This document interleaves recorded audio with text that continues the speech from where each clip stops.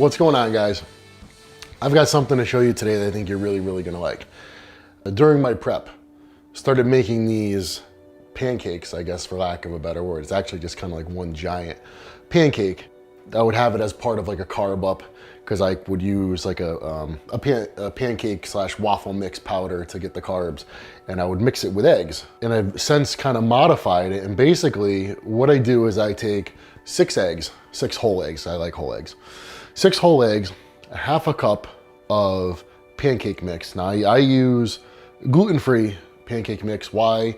Not because I'm gluten intolerant or anything like that, but because I really kind of limit my consumption of wheat because I just don't feel great when I consume it. So I make it a point to get my carbs more from like rice, potatoes, sometimes oats. A 1/4 cup of coconut almond milk, half a teaspoon of cinnamon, mix it up in the pan. One giant pancake, let it cook for a little bit with the lid on, flip the whole thing at once, let it finish cooking. That's it. And that gives me just over 40 grams of protein. It's only like maybe 25, 30 grams of carbs. And for the fat, because all the whole eggs, it's about 30 grams of fat. So depending on what macros you're trying to hit, it's very easy to adjust because you could change the ratio of whole eggs versus egg whites. You could add more pancake mix if you want. But the thing I like most about it is now what I do is I make a big batch of it, and I'm able to basically mass produce my breakfasts like I like to do with everything else because it's just better for time and whatnot. Just way more efficient. So rather than waking up every morning and having to cook breakfast, it's great because it's already ready to go. So I'm gonna show you guys how I do it. It's so easy. You could also, if you use protein powders, you could add a scoop of whey to it. So easy to do. Actually, I've got a couple of containers of animal whey here. Just figured you guys might be interested in it. Some of the flavors are really excellent, which would totally go with the pancakes. Flavors like mocha cappuccino, salted caramel, there's brownie batter. It's just an easy way to add an extra 25 grams of protein to the mix with no fat. So come in close, I'm gonna show you how it's done.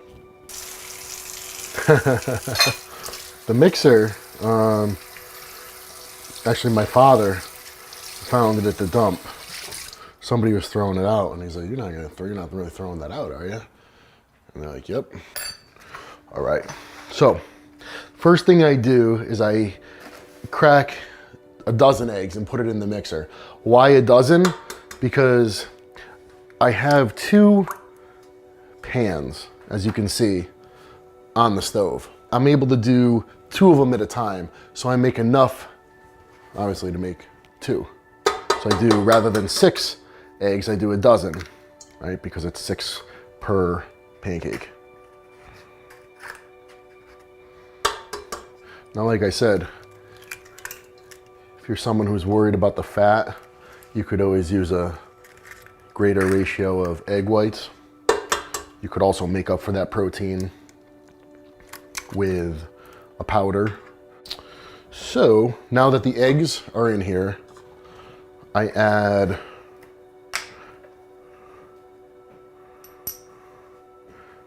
this is a 1/4 teaspoon.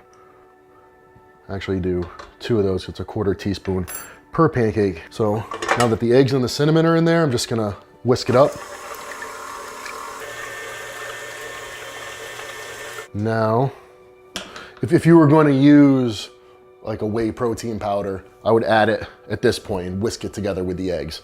I use 2 different pancake mixes, both of which are gluten-free. Like I said, not because I have celiacs or don't tolerate gluten well, but because I just feel better getting my carbs from, other gluten-free sources.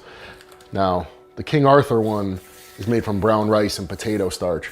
This one is made predominantly from oats. So I've noticed that combining the 2, I get a better texture out of it than if I were to use either one of them by themselves. So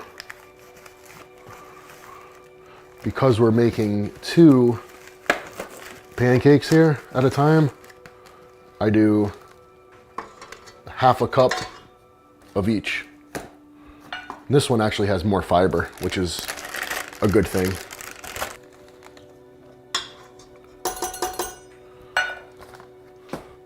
And then I add also a 1/4 cup of coconut almond milk. It just improves the texture and the taste. And it works out good because A, it tastes really great, and B, if you're somebody who, like myself, doesn't tolerate milk really well, again, it's lactose free, it's non-dairy. So I just go ahead and I whisk that up.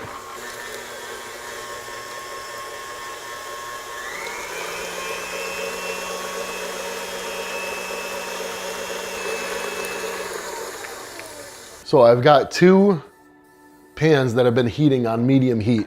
All I'm gonna do is I'm gonna hit them each with some non-stick spray. I'm gonna put half the batter in one, half the batter in the other, put the lids on, let it cook for a while until the bottom is crisp, flip it, another minute or so, and they're done. Now because it's a volume, we're going by volume and we're just doing half, I put 2 ladles of each, 2 ladles in each pan. And now I was able to get by eye, I could tell, okay, half and then half again. And that'll be exactly split between the 2 pans. So while that batch is cooking, I'm gonna make the mix for the next one. Now, like I said, one of the greatest things about this is the fact that you can mass produce it. And in, you know, half an hour, 45 minutes, knock out your breakfast for, you know, 5-6 days. I mean, this keeps really, really well in the fridge. The next morning when I heat it up, I top it with brown rice syrup. Most of you guys are probably saying, what the hell is brown rice syrup? Well, it's syrup derived from brown rice, which is like mildly sweet in a nice way. It's kind of buttery tasting. The reason I use it, the greatest thing about it, is the fact that it contains no fructose.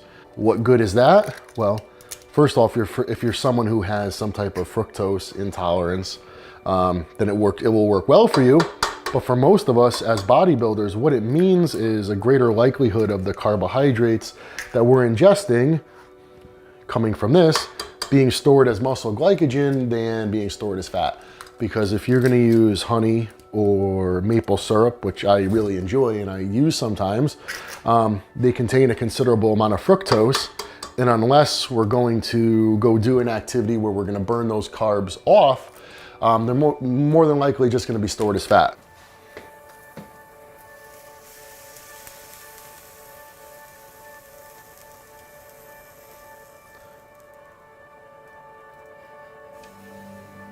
Wow.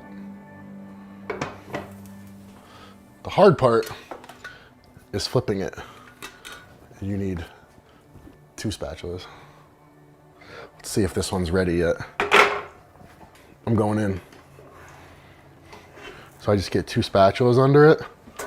Waha.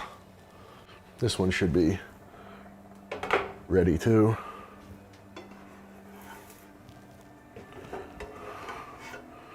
All right. Haha.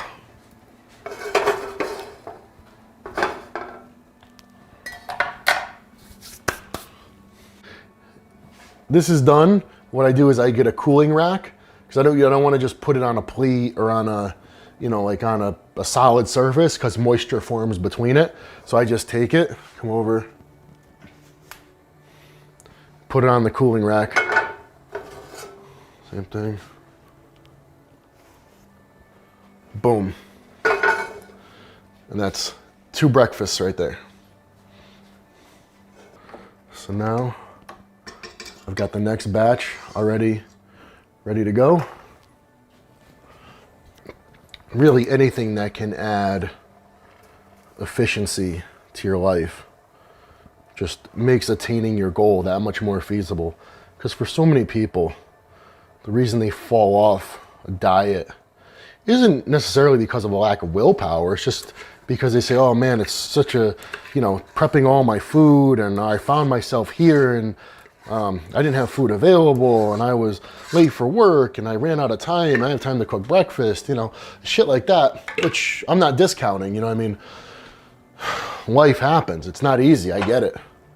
So anything you can do thinking ahead to make your life easier, make your meal prep more efficient, it's just going to make attaining your goals just that much more realistic. So it's the way to go. So just to show you guys how I store it, all I do is I take a pizza cutter. You could use a knife, obviously, as well. I just cut it into quarters. And then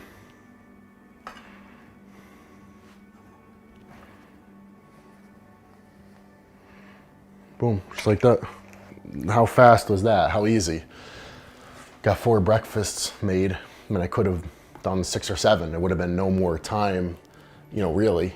If you're gonna clean a bowl and a whisk and all that stuff, you might as well get as much out of it as you can rather than have to do it every morning and clean it every morning. Do it once, clean everything once, and be done with it. So I hope you like it. I hope you gave it some ideas. I really hope you try it. So I don't think you'll be disappointed. That's all I've got.